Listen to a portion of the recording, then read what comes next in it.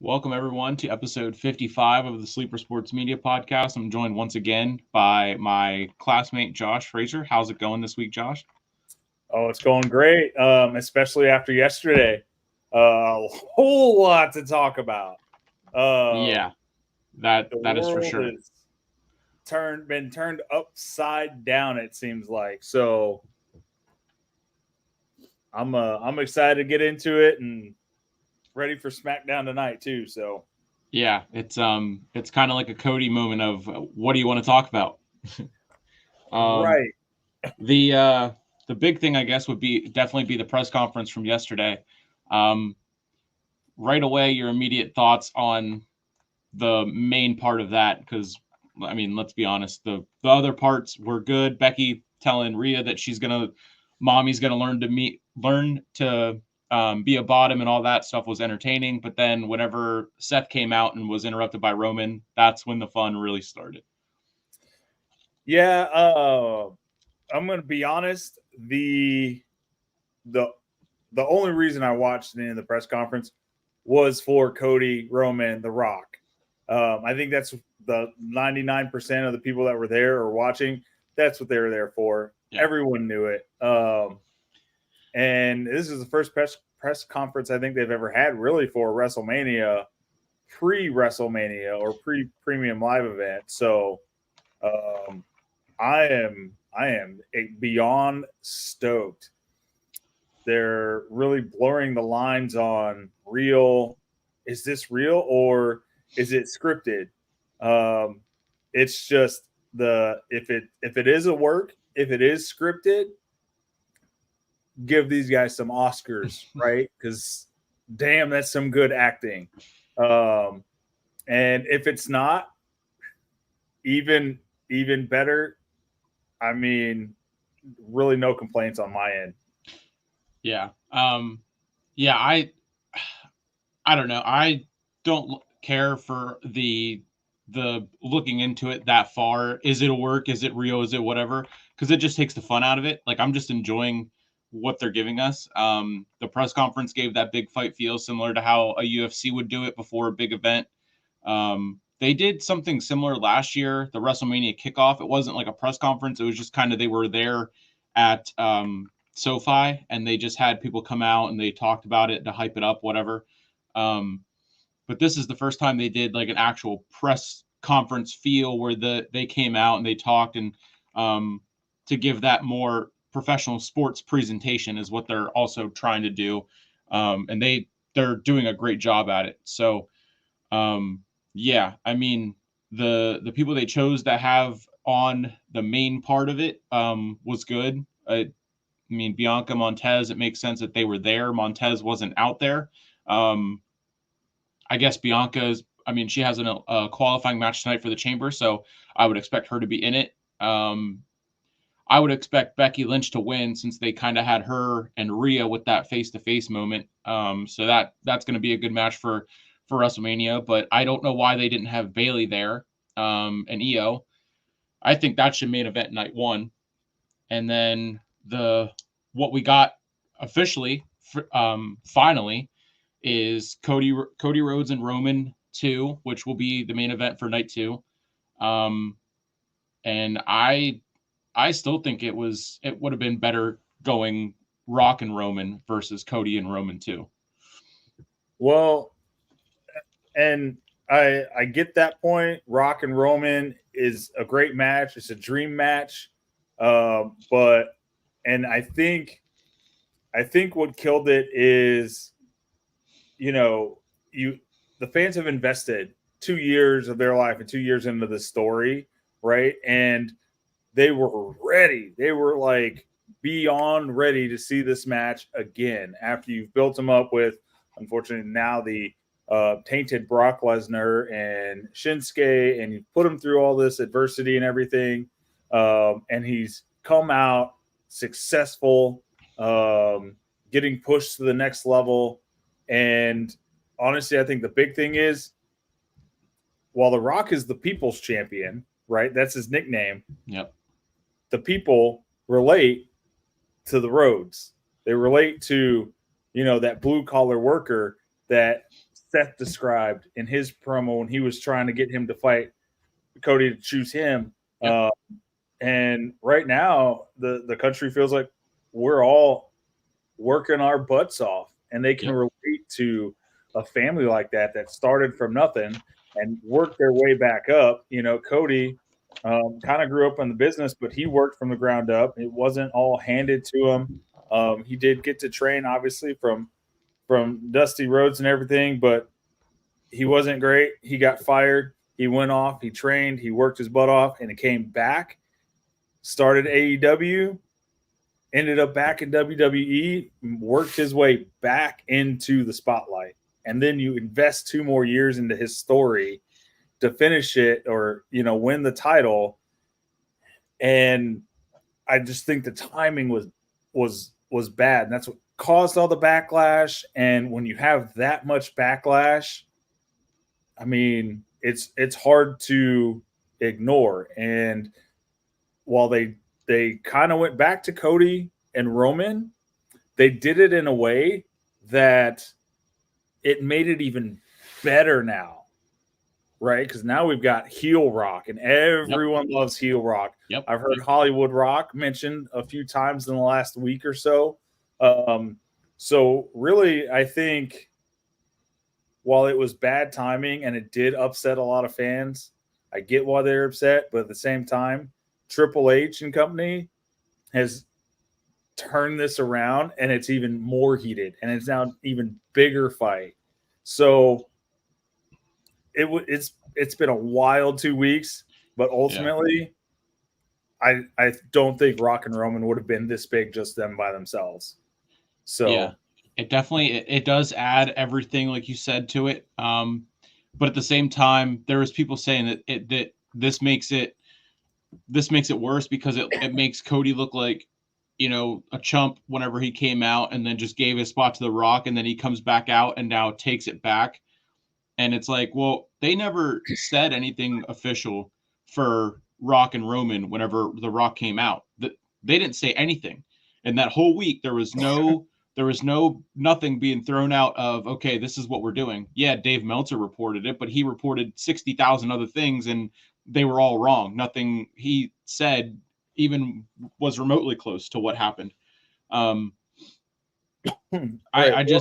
mean, whenever The Rock came out first and had that, you know, or Roman said he chooses The Rock, and then The Rock came out, and then they did the bloodline thing. That's whenever I was like, okay, it's going to happen. And then all of a sudden Cody comes out, and I just don't think Roman's going to lose at WrestleMania. So I think what the Cody crybabies can say that they did this and they made them change their mind and everything. But what's going to happen in April when Roman wins again and Cody loses again for the second year in a row, regardless of how it happens? If it is with interference, if it is clean, it doesn't matter. He loses. And then what do you do? Versus having Roman and The Rock, a dream match, and then Cody and Seth, and then you continue building Cody, and in November or whenever they decide to have Roman drop the title, that's when Cody wins. Yeah, it's all around a tough situation, you know, that was brought on because of the whole, you know, Rock coming in and Cody walking away. And I think what really set the stage for that and set that feeling for it, even though it wasn't announced, was the fact that it's been known that they've wanted to do a Rock versus Roman since I think 2018, right? Exactly. So that's been thrown out there many times for years now. And then remember, we had that promo from The Rock about, oh yeah, I'm going to go out and I'm going to eat. Where should I sit? In a booth? At the bar? The bar's great. Or should I sit at the head of the table? Right? So really, unbeknowingly to WWE, back in 2018, they started foreshadowing this. Exactly. Yeah. And then you have that promo. You have The Rock coming in on the board. Then you have that promo, right? Or it might have been the other way around. You have the promo about the head of the table. So everyone was kind of not sure what was going to happen. And then Cody wins the Rumble. He points to Roman. He points to the sign.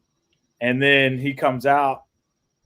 Cody brings out The Rock. So it wasn't officially stated, but you've essentially got a couple of years worth of foreshadowing Yeah, That's what that meant.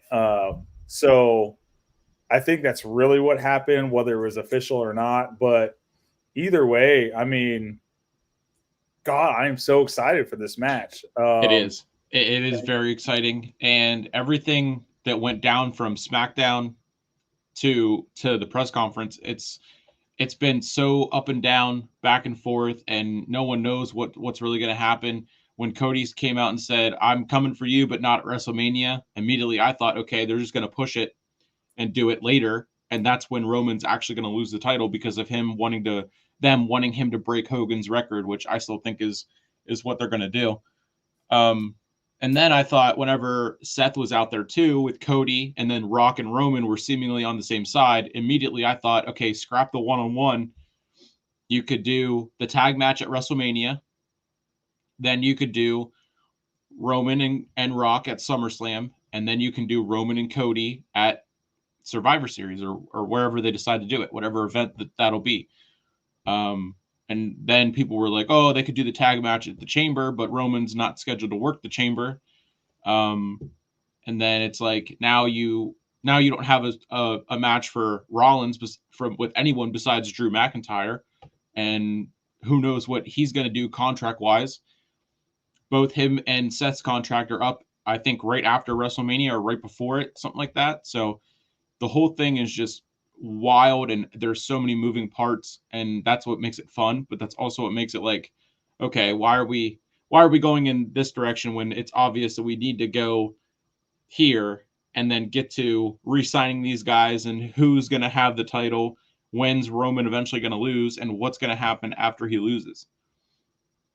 Yeah, it's I don't think anybody really knows except for those main guys what's going to happen.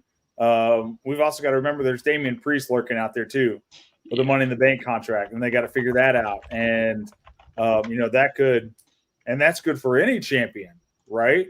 So who's to say he won't get thrown in the mix at some point during the match or at WrestleMania? I would love to see a Rock Roman versus Seth and Cody tag match.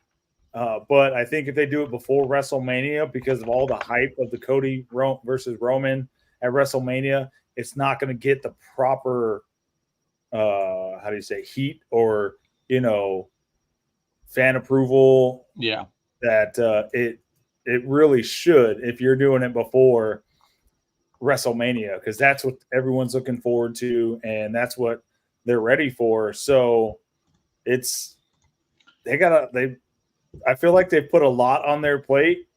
Their eyes were very big when they were loading up their dinner plate, and now they're trying to figure out, oh gosh, how am I gonna eat all this? Yeah. So, and still keep the chefs that made the food I just overloaded my plate with. Yeah. It's like Cody said, why does it matter who sits at the head of the table? Because neither of these guys have been cooking for the last 2 years.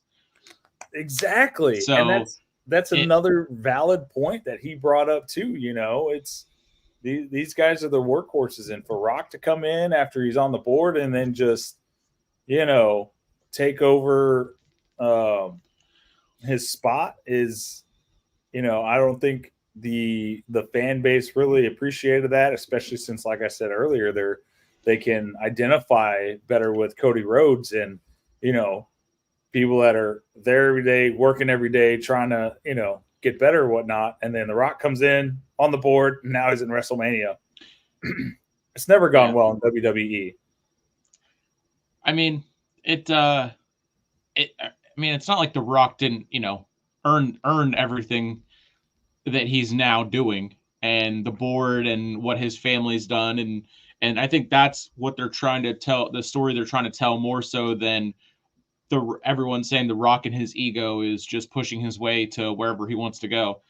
I don't think that's the case. I think it's more so because whenever Cody said about their Roman and Rock's grandfather, that's when Rock switched.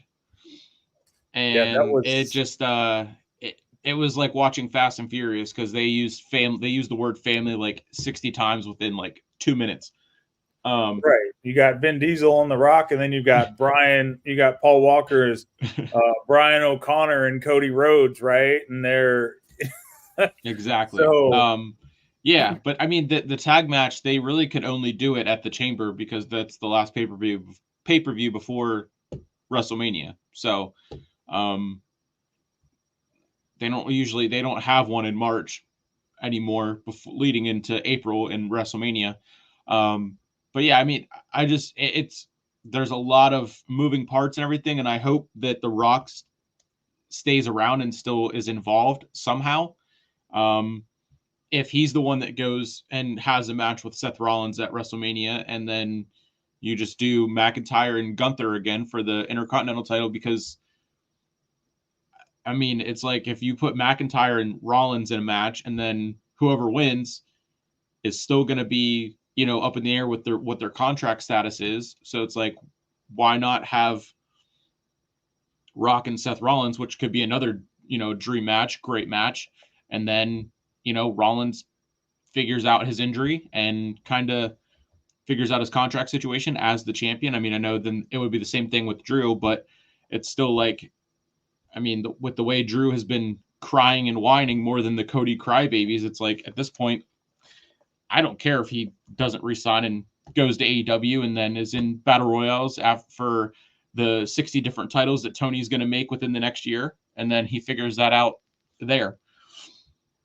Yeah, I mean, well, we've talked about this many times. This is one of the problems you have when you have Triple H coming in and writing all these great storylines for all of these like superstars. And again, in a different sense, his plate is overloaded. He's got more superstars and megastars, as they call them now, than title shots to go around. And with contracts coming up, especially with WrestleMania, we know Cody's going to get his next contract is going to be massive as well, because now he's the face of WWE 2K24. He's ultimately, I think they've put him as they've made it known that he's going to be the face of the company moving forward. Yeah, he's definitely going to be the guy to beat Roman. That's for sure. It's just a matter of when.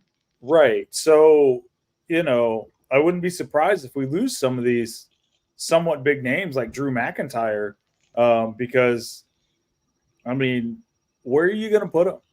You've got the Gunthers, you've got the LA Knights that are super over. Braun Breaker back, and he's always going to be a top star until the day he retires. Yep. So again, they've kind of overloaded their plate. They did a great job saving WWE from Vince's horrible storylines and plots and character development, but they've done it so well. They have too many superstars that are over, not enough shots to go around, and now you've got this match, Cody and Roman, and we don't even know if Seth Rollins is going to be able to compete at Elimination Chamber. When he came out, he said he's going to try to make it to WrestleMania. Yeah. So, and an MCL is no small injury. Yeah, and I mean the MCL, the meniscus, and he's had knee issues before. He's apparently. I saw something earlier this week that said he's going to be coming back to action within the next couple of weeks. So I don't know if that's after the Elimination Chamber. I mean, honestly, he doesn't really need to be wrestling up until WrestleMania, because there's no point in starting a mini story on the road to WrestleMania. So it's more like him going back and forth with Drew, which I think is the. I mean, you could put in Jey Uso, but I mean, he's now involved with the New Day and Imperium, so I think it's leading to Jey Uso and Gunther eventually for the Intercontinental title, which I love. I'm for that 1,000,000%. That's a great match. And regardless, I still think it's going to be Jimmy and Jay at WrestleMania. I mean, they can't miss with that. They already said that that's their dream match. So, and I mean, at that point, it's like you can also tie those two into Roman and Rock, and it would be like the Bloodline Civil War Part 2, but it's just going to be Rock, Roman, Jimmy, and Solo against Jay, which kind of sucks. But at the same time, it's like then maybe you could have Jimmy and Jay have their match at Mania, and then they make up, and then Jimmy kind of sides back with Jay and mix in all the other moving parts. It'll be good. And then you could have, hopefully maybe a Jacob Fatu debut or whatever. And all their other cousins and relatives, and Rikishi could come back and whatever. I mean, it's crazy with all the different stories and possibilities that they could do, and what they're choosing to do. Yeah, I mean, their options are wide open. I was joking around with my girlfriend just to get her reaction. I was like, what if Cody Rhodes actually wins at WrestleMania, right? And he takes the belt from Roman. And then, as we know, Survivor Series is going to be at Madison Square Garden. And he's facing Roman again. And Roman beats him, interference or not, and just picks him up and says, "You're just like your dad." Would that not be – that would push Cody Rhodes so much more over. I mean, I don't think it's going to happen, but I think it would be great TV. So, that's why I'm not. I don't know if and when Roman loses, I don't see him just coming back within the next couple of months and then just coming back to cost Cody the title. And also, I don't know. I don't think we know yet if Survivor Series is going to be at Madison Square Garden.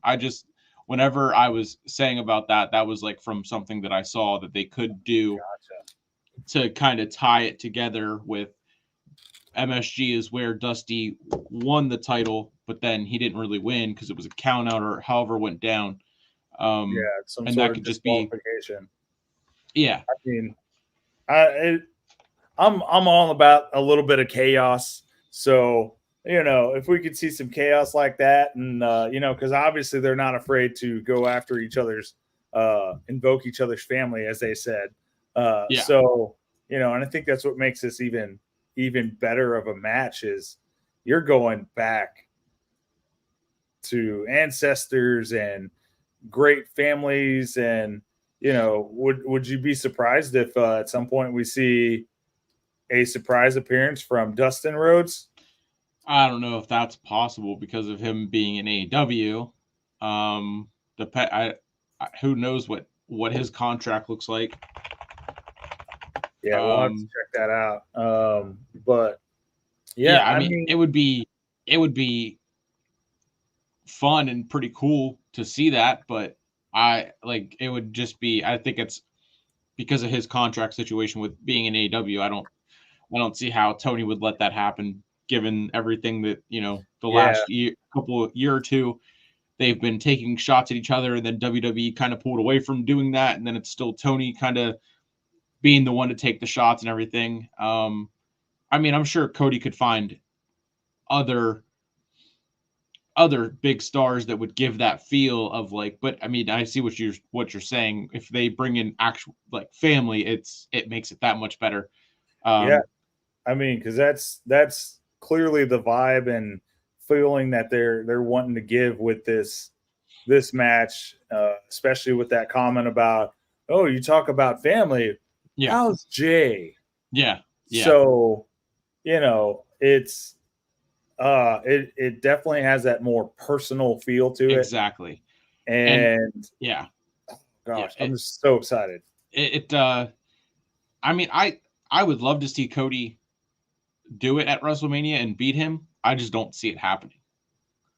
Yeah. Well, I think if they're gonna if Roman's gonna win at WrestleMania over Cody, this is the time for them to have him do it clean. Exactly. That's what people have been wanting for a couple of years now, right? Yeah. So yeah. Because that's how he's been winning, and this is the opportunity on the grandest stage of them all, the showcase of the Immortals. Hey, you're going to do it clean. If you're going to beat Cody, you're going to do it clean. But, you know, at the same time, that also kind of kills a little. It stops the momentum if they're wanting to make Cody the face of the company and the guy that moves this company forward, as they said. In fact, Big E, which, by the way, that was a great surprise addition. I loved it. So, because he went out way too early, but you know, he mentioned it. You know, this is the guy that you want to make the face of your company. Yep. And I feel like if they have him lose cleanly, that almost shuts the momentum down even more. Oh, 100%. Making Cody the face of the company and being able to push them to the next level and increase his fan base every single Monday. So, or Friday, because he's been on SmackDown before as well. So, it's a real, they're in a real rock and a hard place. No pun intended. No pun intended. I was just getting ready to say no pun intended with that one, huh? Yeah, I mean it's just wild because of they could have just given Cody the title last year, and then they had him lose and do the hard times storyline or whatever. But you can't do that again. No one's gonna care. No, people probably stopped caring 2 months into him feuding with Brock Lesnar. For it was boring, and he kind of fell off, and then LA Knight kind of spiked, and then LA Knight lost, and then he dipped, and then Cody started spiking again. And you can't just give him Seth's title because he's already beaten Seth 3 times. No one wants to see a 4th match of that. Yeah. And then also Roman, talking the way he talked about that title, about Seth and about the Raw roster. I did agree with what Drew McIntyre said in his video that he posted about how if Roman was talking about that, our roster and our title and Raw as a whole, like that, to me, I would have done something about it, meaning like how Seth just kind of stood there and took the back seat to it all. That's why I think, again, I also think they're planting seeds for Roman and Seth to eventually have another match, which I would love. It's crazy that they focus around 1 to 2, 3 stars from each brand, and they just interchange when they spike and when they dip in popularity and what they do consistently with their story. And I mean, LA Knight, I think, has to win to get him back into the conversation, because it feels like it's been weeks or months since we've seen him on SmackDown. Yeah, and which is crazy because we just saw him at the Rumble in the Fatal 4-Way, which was what, not even a month ago, I think. So a couple weeks ago, actually. Yeah, 2 weeks ago. 2 weeks ago. And we're talking about how it feels like it's been months. Exactly. Right? So it sucks, and I hope he's in the chamber, and I hope they're going to announce that tonight. Logan Paul's next opponent for the U.S. title, which I think at the chamber it'll be Kevin Owens and Logan, 2, and then the chamber match for the men's will be for a title shot against Logan at WrestleMania, and I think LA Knight has to be in that, and he has to win it. Right. So you're saying that Logan Paul is going to beat Kevin Owens again at Chamber, right? Yeah. So, which, makes sense. But Kevin Owens is popular as well. And, but they've just, again, their plates are overloaded, and there's just not enough titles to go around. There's not enough title shots to go around and keep all of these guys at the level of over with the fans that they are. So, but I'm going to be honest, I totally lost my train of thought. But it's okay. It's all good. It's been one of those weeks. Yeah. But what I really love is it's got that feel again of real or scripted. Yep. The cinematic era. Real. Is this like, did Cody's surprise come out here? Was that a real slap? Or, it's so good. Like if it is scripted and they're acting, like, Oscars to all of these guys. It's been absolutely great. And I can't wait for Chamber and WrestleMania, man. These are the storylines, the level of storylines that I grew up with. Like, they were just so good, and the wrestlers put everything into them, and it felt real. My next question was going to be, with them talking about, Raw and SmackDown, what are your thoughts on possibly doing another, going back to this Raw versus SmackDown type situation that we've had in the past before? I love it. I think they're trying to be more serious about the brand split and about the draft. And they're building that based off of Nick Aldis and Adam Pearce being the GMs on each brand, and constantly having these moments backstage where they're trying to get superstars like Braun Breaker, like Jade Cargill, to sign with either brand, how they did it with Randy Orton when he came back, how they did it with CM Punk. They're trying to go after these big names, and they're making it feel like a big deal when Braun Breaker comes up to the main roster. He was about to sign with SmackDown, then all of a sudden Adam Pearce is coming out. Hey, come to Raw, let's talk. They're even doing it with the commentary teams, in the sense of putting Pat on Raw, putting Corey on SmackDown, but having them at the Rumble, seeing them, drop their rivalry that they've had, and being, cordial and being nice to each other. But who knows? Corey Graves said he's down for another match. He's been cleared. And I think Pat McAfee and Corey Graves in a match at Survivor Series would be fantastic.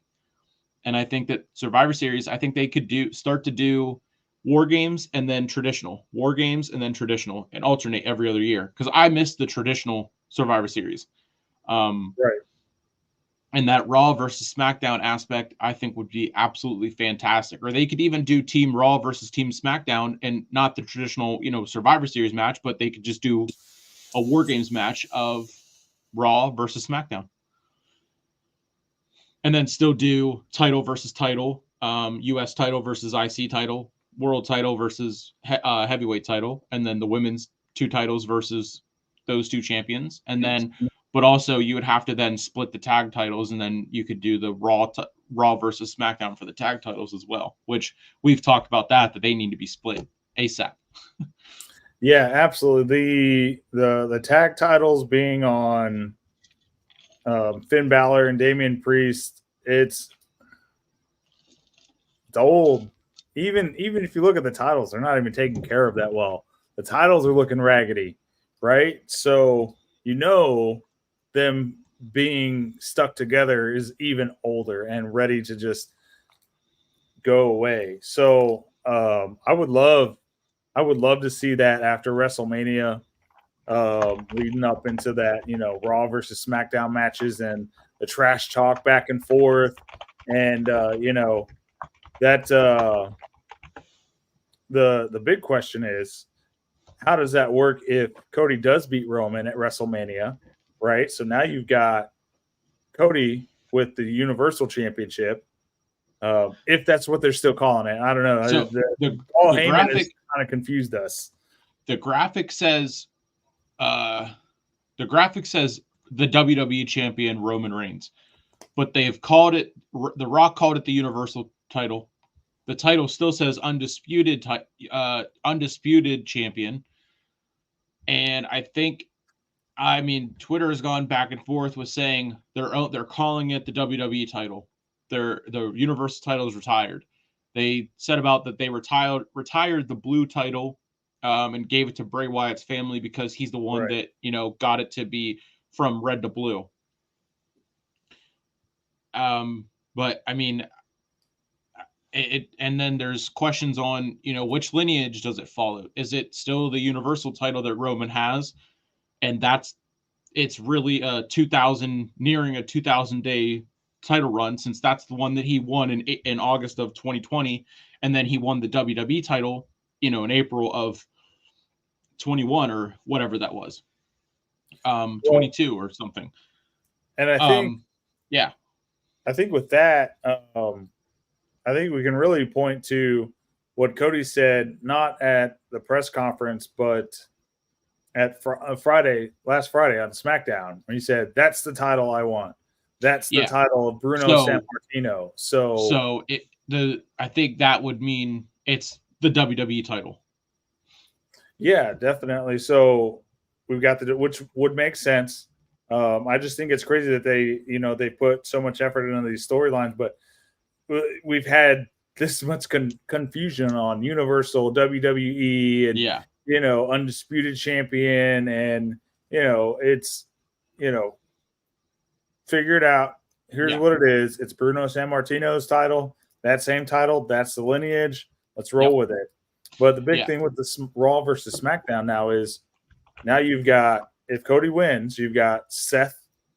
If he retains at WrestleMania as well, you've got Seth Rollins with the World Heavyweight Championship yep. on Raw, and you've got Cody Rhodes on Raw with the WWE Championship. So, do you keep them on there? Do you split them up? I think if Cody were to win, he would just then be on SmackDown. He wouldn't go back to Raw. But also then right after WrestleMania, that's when they usually do the draft. So they could just Right. immediately draft Cody to SmackDown or vice versa. Raw or Rollins and the title will go to Raw, whatever. Kind of like they did whenever they dropped the Raw women's title and the SmackDown women's title, and they Right. remade the titles. And that's why like there was confusion when Rhea was on SmackDown, won the SmackDown title, and then went to Raw. And then was she still the Raw? Does the new Raw women's title follow the lineage of the old SmackDown title, or is it just this is now? You know what I mean? Like there was so much back and forth there, and that's like how it gets messy with which title is which. Same with the tag titles; they need to be split. Yeah, I 100% agree with you. We'll see what happens. I mean, I think they're probably going to address that after WrestleMania. I would hope so. I would hope so when they do the draft coming up. Yeah, I mean they've got a lot on their plates. I do like the fact that there's a little bit more cussing in these promos now. That was surprised me. Now I know it was a press conference; it wasn't the typical Raw or SmackDown, but that looks very promising for the promos. If not between now and the end of the year, then definitely when they get onto Netflix. So because this was a totally separate event from Raw and SmackDown on Monday and Friday, Yeah, and they were able to kind of let loose minus the F-bombs, right? yeah. That I mean, centered on just about any kind of syndicator cable show or whatnot. So yeah. I mean, Peacock and the YouTube channel, that was the one or two places where I was watching on YouTube, and then Earl and Sarah were watching on Peacock. But I mean, even so, Peacock still censors, that stuff because they bleep it out whenever, they're chanting like holy shit right. at, PLEs. So, but yeah, I see what you're saying. It gave that even a step up in the feel of, okay, Rock is, he might really be pissed. He might really be feeling a certain way. And I also think it's just, they're just using it to build a sense of the Rock feels that he's above Triple H, and Triple H is like, okay, let's settle down. We're not in the boardroom. You're in that ring. So you're back to just the Rock. You're not Dwayne the Rock Johnson, board member. You're the Rock, and you're a superstar, period. And so I think that could be what Triple H is coming out tonight to say. And I mean, the Rock could, I mean, I don't even know where SmackDown's at tonight, but I mean, the Rock showing up again on SmackDown would be fantastic. And then that could be a way they figure out what to do with him at WrestleMania. Because I mean, he said that he's in training camp already, so he has to be, getting ready for a match, regardless if it's against Roman. I think The Rock will be involved in WrestleMania. Yeah, I mean, you can't put him this involved in the storyline and then just not have him at WrestleMania. Exactly. So, because now you can. We talked about it really in between all of this. The Rock draws, Yes. right? He's Hollywood. He draws in Hollywood.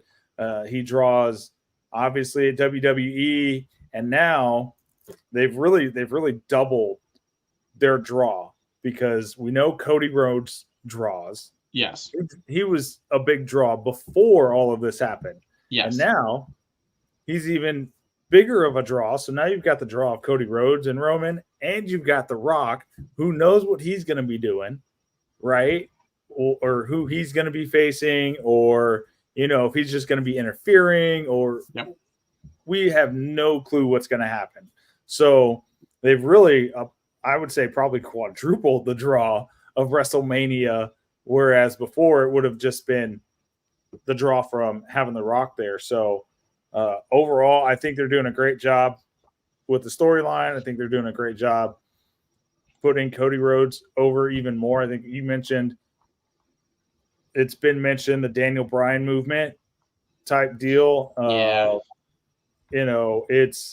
They've done a really good job of putting over Cody Rhodes, whether it was a,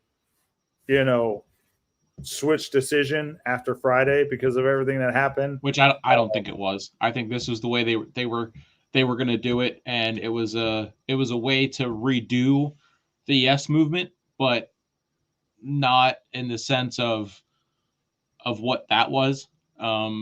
Just because of the fact that The Rock just came out there and he didn't say anything. They didn't say anything. They didn't. That whole week there was nothing of, this is going to be our match at WrestleMania. There was none of that. It wasn't until Roman picked The Rock at the press conference, and then The Rock came out and they started telling that story.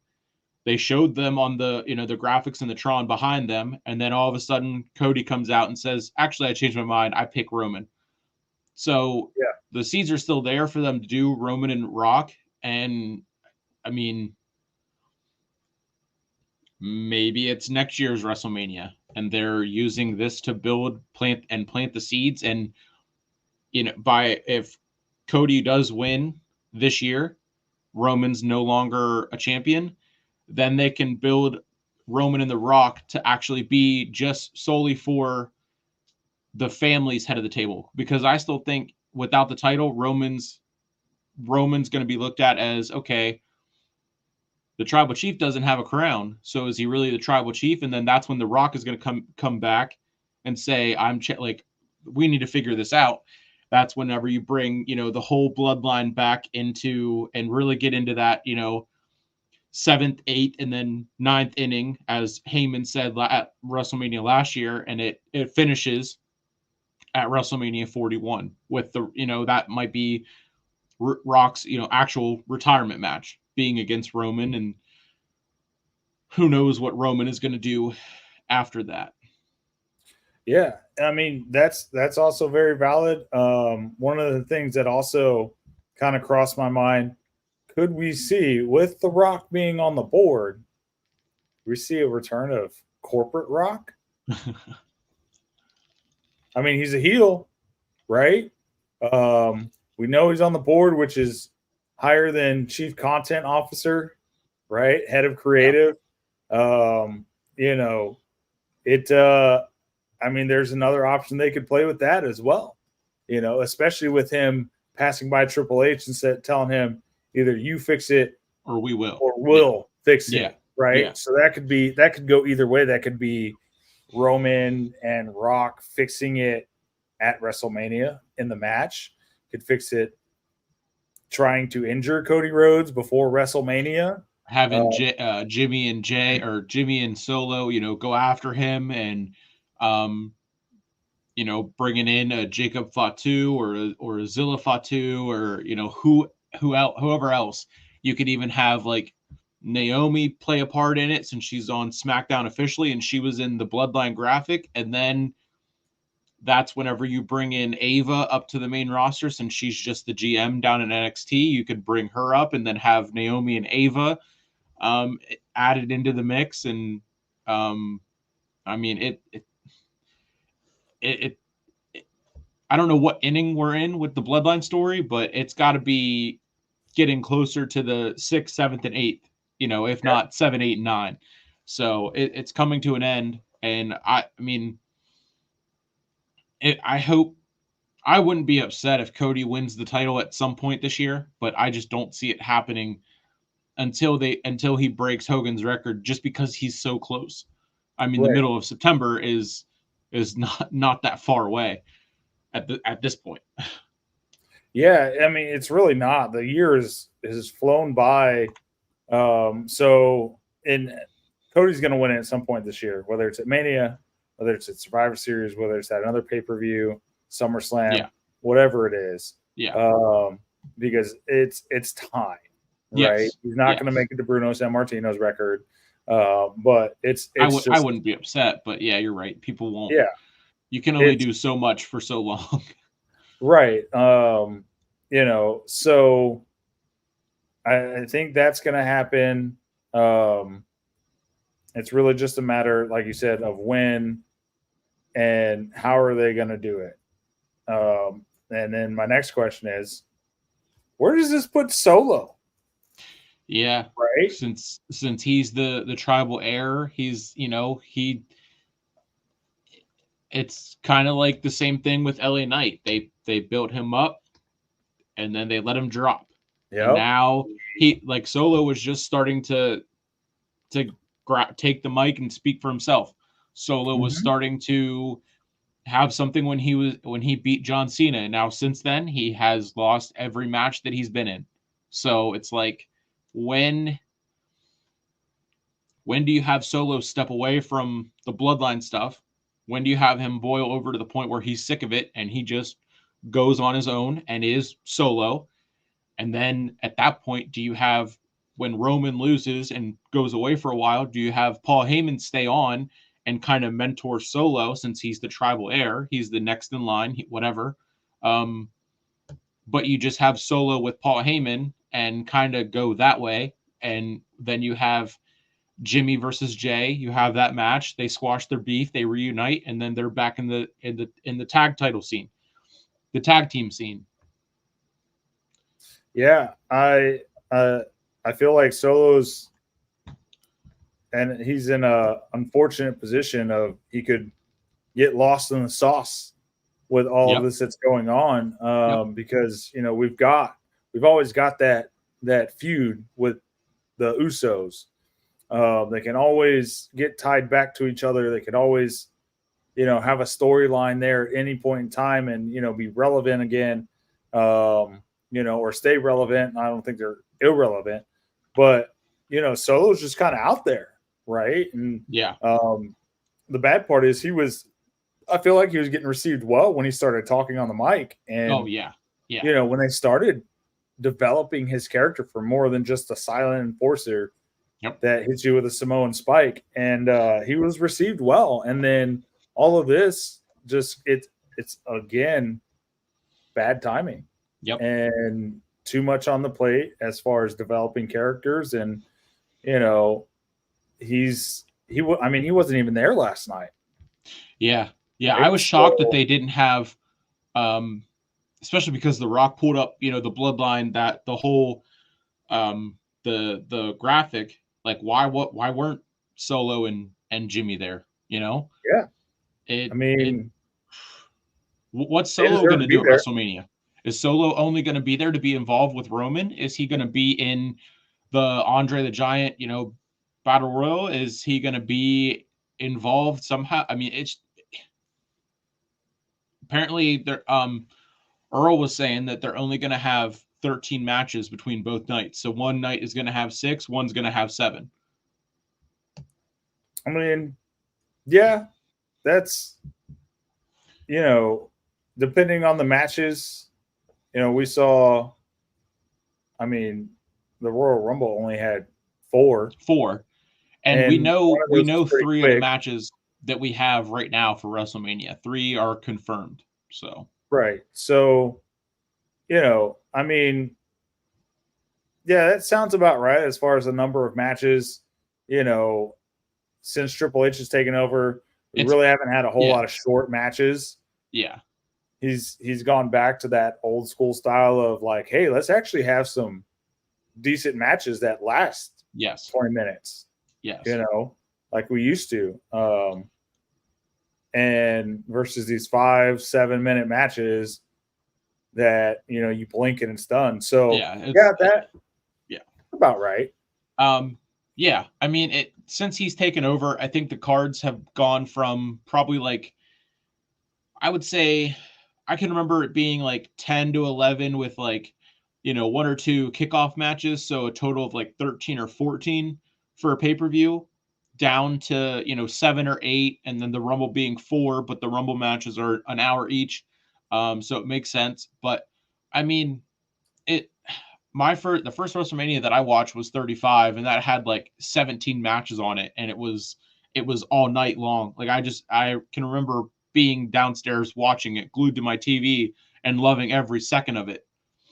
But the fact that it ended at like close to past midnight was absolutely insane. Um, and then this year they're starting at like 6:30, I think, with the with the kickoff show versus starting at 7.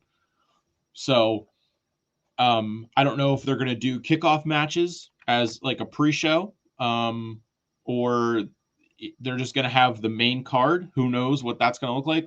We know 3 matches right now: Cody and Roman 2, Bailey and Io, and Rhea versus the winner of the Women's Elimination Chamber, and that's it as of now. So they got another 2 months to build, you know, 10 more matches. Who's going to make the cut? Are they going to do the Andre the Giant Battle Royal on the SmackDown before, like they've been doing, to kind of keep that off and have that moment for actual matches? It's going to be fun to see. But I mean, we're hitting that, nearing that hour mark, so we can preview SmackDown a little bit, and then probably go get some Definitely. food before I jump back on the air for the SmackDown watch along tonight with Hunter, and you can jump in if you want to. I can get you the link, but I'm gonna throw up Well, what the folks, we told you there was plenty to talk about on the press conference. So a full hour's worth just on that. So yeah. Let me see here if I can get. Yeah, so there's the this is SmackDown for tonight. Triple H will address the fallout from the WrestleMania 40 kickoff press conference. The number 1 contenders match for Pete Dunne and Tyler Bate against DIY. The winner will face the Judgment Day at the Elimination Chamber. Bianca Belair and Michin in an Elimination Chamber qualifying match. As we know, Becky is already in and has already qualified. So it looks like they're doing a mix of SmackDown talent and Raw talent, putting them, equal amount in the matches to get into the chamber. I mean, I like that. It kind of, as we kind of get to the end of the season, so to speak, and then have the draft within the next month or two, hopefully, and they kind of reset everything. It's going to shake everything up, and then uh, Bailey will talk about her departure from Damage Control. And I mean, that's what we know as of now. So it should be a decent SmackDown tonight, and we should find out more of what's going to happen as we get closer and closer to WrestleMania. Um, I believe Logan Paul will be there. I know he will be. That was another part of it. Nick Aldis is going to name his next opponent. I saw him. He arrived to the arena earlier today. I saw from Twitter. So that, I mean, him being on SmackDown more and being more, full time. I love it. I hope he continues doing that.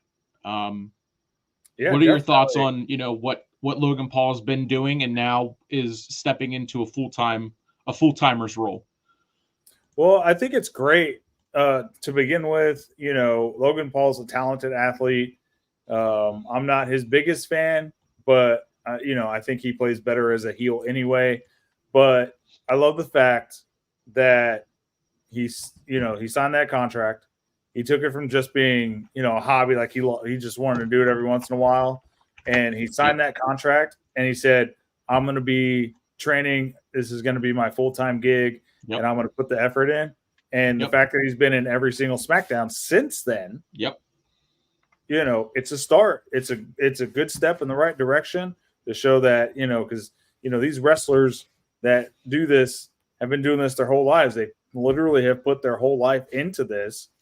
And if you're going to be that guy that comes in after you've already been made famous from YouTube and from boxing, you've got to put in not just the same effort as them, but you got to put in even more effort than them because you need to prove yourself that you belong there in a sport that they've been doing their whole life. So he didn't go to NXT because he's only 27 or 28, whatever it is. So he's, you know, the same age as an NXT superstar, but he didn't go to NXT. He came right in, had that, you know, the situation at WrestleMania with Kevin Owens and Sami Zayn, when Sami Zayn was doing the documentary saying everyone's out to get him and out against him, whatever. They brought in Logan Paul, and then, you know, that's why we're getting Kevin Owens and Logan Paul. It goes back to that because Logan got, you know, stunnered by Kevin Owens at WrestleMania, which was awesome. And then, of course, he did the stuff with The Miz.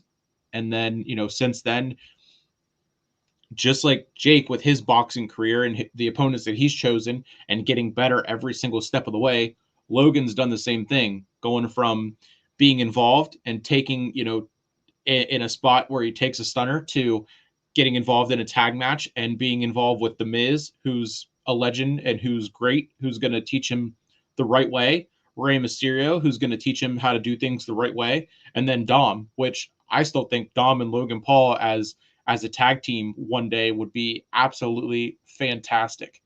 And it would be a full circle moment because that was one of Dom's first, you know, year or two in as an active superstar. And that's why I think they were going to do Brock and Dom going after, you know, leading up to WrestleMania or the Chamber, whatever it was, because Brock Lesnar is the reason why Dom got involved and became like an in-ring talent in the first place. So just, I mean, Logan has been doing great, and now that he's going to do it full time, I love it. Yeah, I'm excited to see where he goes with it. He's obviously very talented, very athletic, just in general. And, you know, if he keeps doing this and he keeps putting in all this work, I think eventually it'll pay off. You know, wrestlers can be stubborn, but you know, I think after a while they'll see him putting in the work, and, you know, things will really take off even more for him because he'll have support in the locker room. And, you know, once you have that, the sky's the limit, and that goes with really any sport. So, yeah, I'm not a super big fan of Logan Paul, but I think he's going in the right direction. Yeah, I mean it is, like you said, the sky's the limit. He's been getting more and more support, I think, with what he's doing in the ring and also being at the Performance Center more and more. He has a ring down in Puerto Rico at their gym, but him being in the Performance Center with all the other talent, I think it can give him an even bigger feel to what they're really about and everything like that. It gives him that, you know, camaraderie and that locker room feel versus being in Puerto Rico secluded. And I think that was better for his boxing versus, you know, what his wrestling training camp would be like. But yeah, I mean, he's scheduled to be on all the SmackDowns leading up to the Chamber, and then who knows how much he'll be involved leading up from the Chamber to WrestleMania. So I'm trying to see on Twitter if there's any other big breaking news or anything. Looks like I'm wearing a Braun Strowman shirt, and I just seen they just uploaded a YouTube playlist of Braun Strowman and other superstars from the previous Elimination Chambers. But I did see that Strowman apparently is going to be getting ready to make a return, so that'll be fun. Throw Yes. him into the mix of craziness and where he goes and who he goes after right away. Um, so wrestling is in a great spot, and the cinematic era is amazing and outstanding. Yeah, I feel like I'm watching I'm watching an action movie for sure. Exactly. Especially after that press conference, and who knows what Triple H is going to say. He's always got a talent for entertaining Yep. and promos, and he's just. It's always good when Triple H is showing up to a show. Exactly. So it's never been bad. And SmackDown, it's got a great lineup. I'm really excited to hear from Bayley. I think Bayley. Yeah. I hate that she got snubbed at the press conference, but looking back at it, thinking, what was everybody watching that press conference for? Exactly. Cody, Roman, and The Rock. Yeah. So was she snubbed? Yeah. Were people going to watch for Bayley's press conference? I mean, I would have. I would have. Right. We would have. But, most people were watching that press conference for Cody, Roman, and The Rock to see what was going on down there. So I think this will, her coming out on SmackDown, she'll probably actually get more, I guess, attention, or, it'll be, she'll get more attention for it. So I'm excited to hear from her, and, the matches, I'm really hoping DIY wins. I think they're the best shot at taking down the Judgment Day. They're just a great tag team. I mean, they're great individually. So you put them together. Yeah. And I love watching them tag team. I love them, and I love the Creed brothers. I was just thinking that too. I was hoping they were going to win from the SmackDown side, but I mean, Pete Dunne being back as Pete Dunne is great. So I'm riding that wave to see where that goes with what he's going to do being back as Pete Dunne, like I said. But DIY I think should be the winners tonight, and then face the Judgment Day. Who knows if they're going to win at the Chamber? But I mean, those tag titles, they need to be split, and they need to be split soon, so we can kind of set up to do another draft. And then after this draft, the brand split should be the brand split, and they should do, like you said earlier, Raw versus SmackDown leading up to Survivor Series in November, and have a traditional sense of Survivor Series. Yeah, I think they're setting themselves up, especially depending on how WrestleMania plays out. They're setting themselves up. Really, this is where they set themselves up for the rest of the year. Yep. And they're going to set the tone with how WrestleMania goes. And that's the tone you got to take, and the atmosphere they got to take into the rest of the year, into all the pay-per-views, SummerSlam or Backlash, SummerSlam, and the Survivor Series. Used to, you had the big pay-per-views, or sorry, PLEs. Yeah. Oh, my hip hurts. The PLEs that you really look forward to that were going to be big. And now this year with the storytelling, it feels like just every single premium live event is just as big and just as important. And this is where you set that atmosphere, and they've got to do it right, and they've got to do it big. So yeah, and you got the shows that they've added, like Crown Jewel, Money in the Bank that they have, Bash in Berlin, which is new, and then Backlash, like you said, being in France, which are the next, probably big, second half of the year, bigger event bigger events. But those are the only ones that we know about. So they, SummerSlam still has yet to be announced. Who knows where that's going to be? Who's going to be involved? It was, I saw it on Twitter that The Rock is booked for SummerSlam, like I, posted about. You'd said the other night in one of I think the Dynamite watch long or the Raw watch long, one of the two. So who knows? That's when they could do Roman and Rock, and I mean, the possibilities are endless, and it's going to be a lot of fun, and I'm excited. Yeah, I mean, I think SummerSlam would be a good option for them to do Rock and Roman, Cody, Seth, right? The tag match or the one-on-one, absolutely, yep. Yeah, definitely so. Because I just don't think it's, if you do it before WrestleMania, it's just not going to get the love and the attention that it deserves.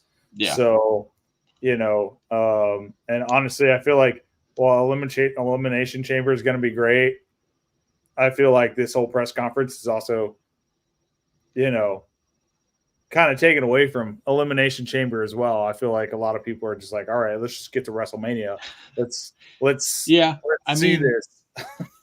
It's yeah, I can see that, but also like they can have that mini build the next like 2 weeks for Elimination Chamber, and it's going to be, I think Rhea Ripley and Nia Jax will be in the main event since it's in Australia, and they can give Rhea that moment, which is also probably why they're not having Roman on the card and why they're not doing the tag match at the Chamber. So that will be specifically for Rhea, which I love that. Yeah, she deserves it. But then going to WrestleMania, it can be just, there's no pay-per-view in March, so that's even more build and anticipation, and it's going to be a fun ride. Yeah, definitely. I'm excited. So looks like we're going to have plenty to talk about in the upcoming months. Absolutely, there's going to be a lot to talk about, and we will be the ones doing that. But this is going to wrap up episode 55 of the Super Sports Media Podcast. Josh, thank you again for joining me, and hope to see you later tonight. Pop in the SmackDown watch along with Hunter and I, and that's going to do it. I will see you guys in about 45 minutes. Have a good night for now.